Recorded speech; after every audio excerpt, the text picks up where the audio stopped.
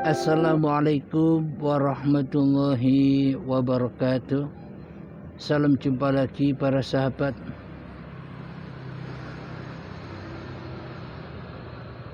Kali ini kita akan mengkaji filosofi kehidupan.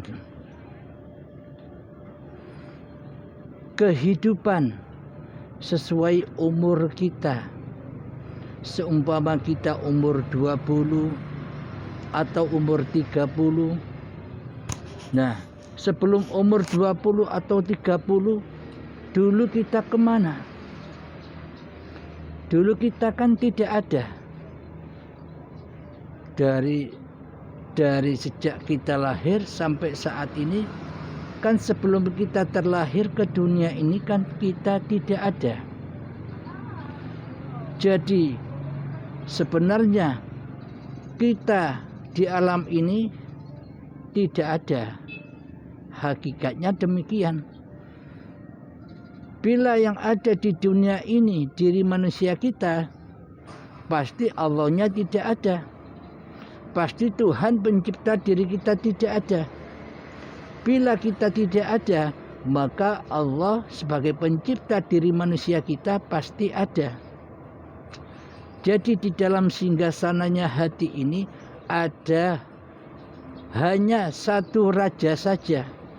Bila Allahnya sebagai raja, maka tiadalah manusianya.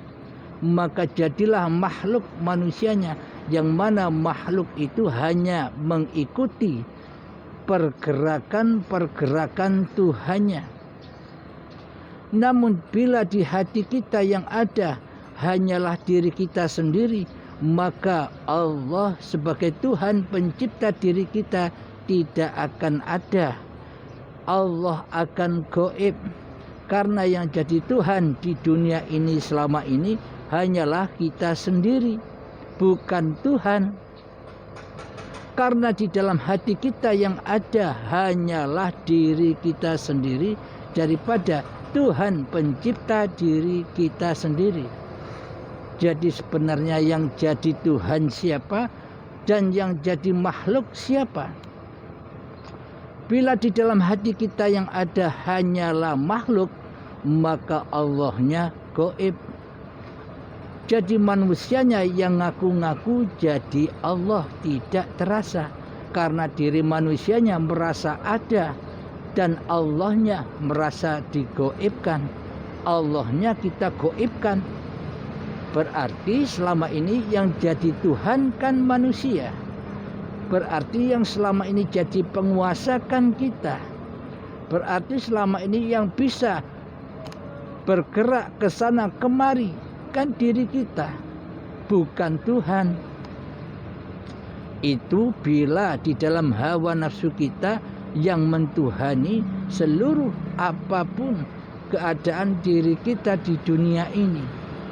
Namun bila kita bertuhan kepada Allah, maka rojiunkan hati kita, maka rojiunkan kehidupan manusia kita, maka rojiunkan badan-badan kita kepada pemiliknya.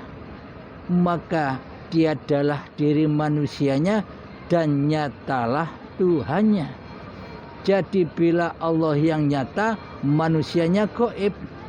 Akan tetapi bila manusianya yang nyata, Allah akan gaib. Maka bagi hamba yang belum bertuhan, bagi hamba yang tidak bertuhan, maka di hatinya lebih nyata, di hatinya lebih wujud daripada Tuhannya. Inilah tanda-tanda manusia yang belum bertuhan, manusia-manusia yang mensekutukan Tuhannya dengan dirinya.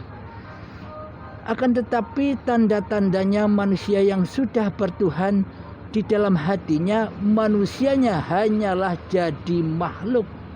Manusianya hanyalah diam, yang tidak bergerak sebiji zarah pun bila tidak dipergerakkan oleh Tuhannya.